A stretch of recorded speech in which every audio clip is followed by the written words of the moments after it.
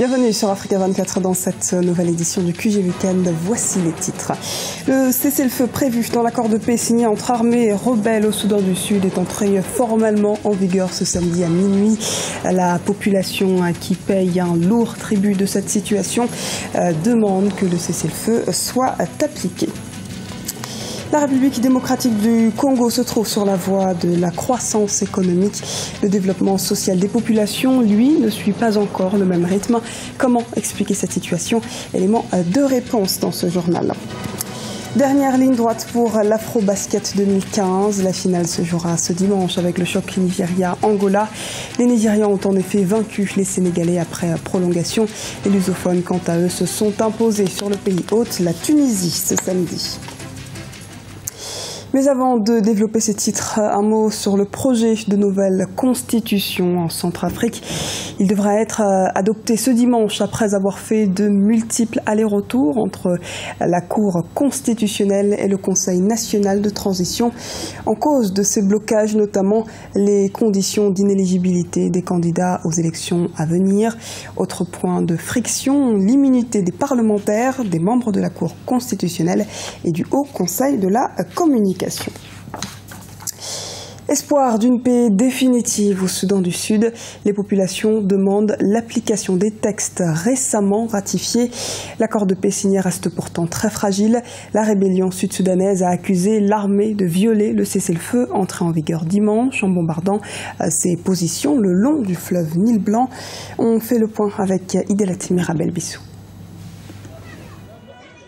Au Soudan du Sud, les populations nourrissent l'espoir que le nouvel accord de paix signé le 26 août 2015 par le président Salva Kiir va garantir une paix durable dans le pays. Cet accord de paix a pour objectif de mettre fin au conflit avec les rebelles qui durent depuis 20 mois au Soudan du Sud, un acte qui marque un tournant décisif dans la vie politique du pays. Depuis la signature de cet accord de paix, les populations qui ont vu le pays replonger dans des conflits après l'acquisition de l'indépendance en 2011 souhaitent un retour à la stabilité nationale. En tant que résidents au camp de la MINUS, nous sommes très heureux que cet accord de paix ait été signé. Nous avons beaucoup souffert. Nous voulons que la paix soit une réalité. À l'issue de cet accord, le chef rebelle Riek Machar, rival de longue date du président Salva Kiir, est appelé à devenir premier vice-président du pays.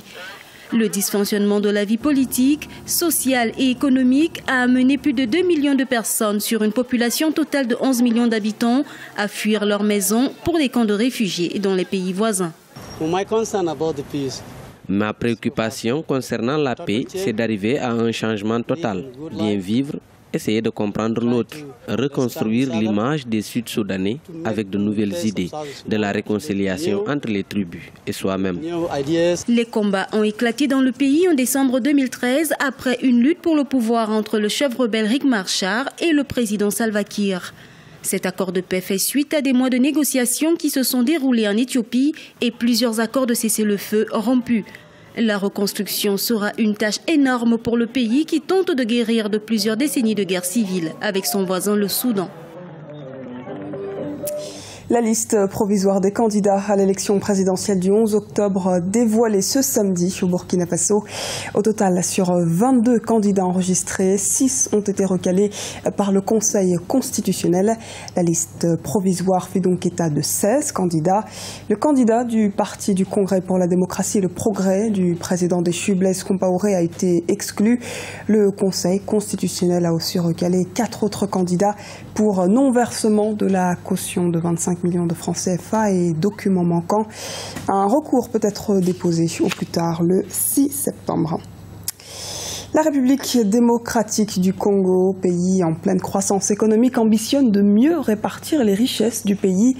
Pour l'heure, le développement social des populations ne suit pas encore le même rythme que la croissance.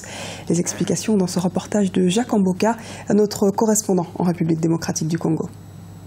Les indicateurs économiques ont affiché 9,5% de croissance en fin 2014.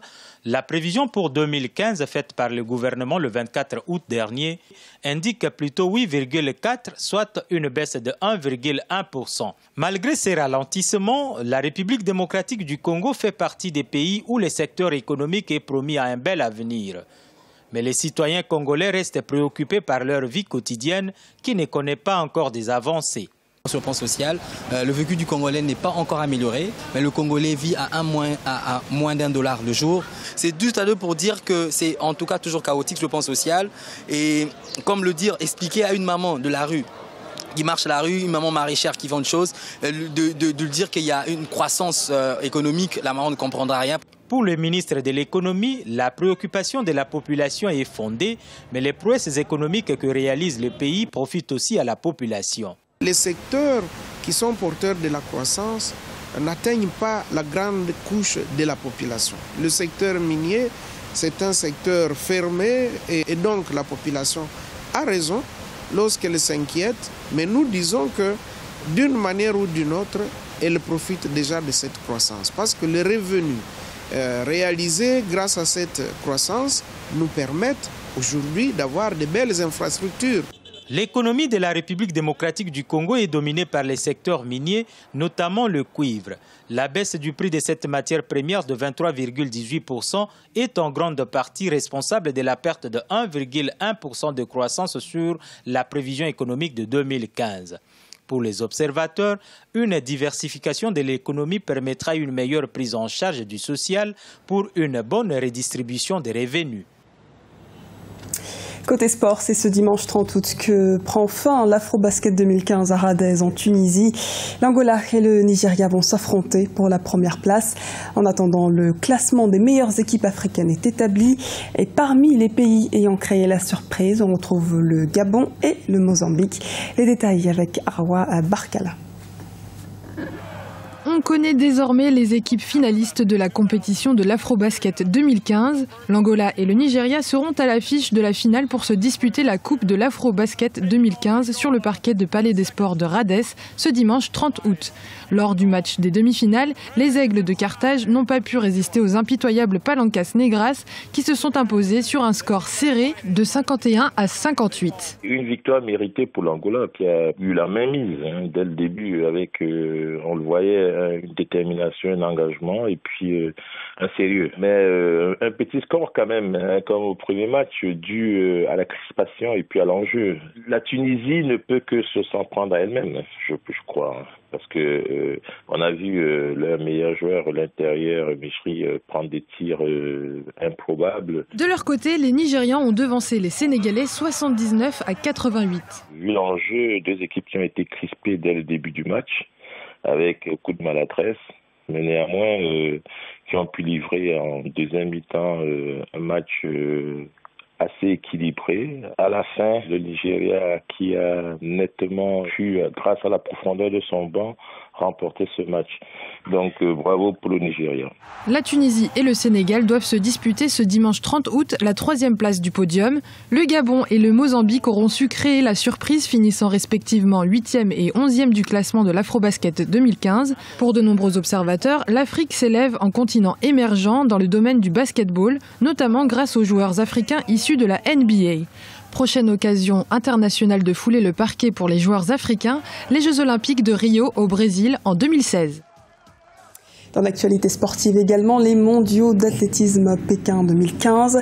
Une première éthiopienne championne du monde sacrée en Chine.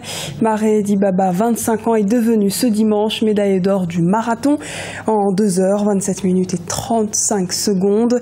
Devançant au sprint la Kenyane Ella Kiprop et Eunice Kirwa du Bahreïn. Une autre Kenyane, Jemina Samsung, remporte la 4e place.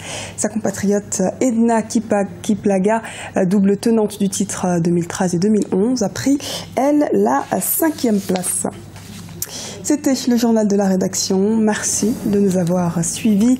Retrouvez dans un instant une nouvelle édition du QG Weekend sur Africa 24.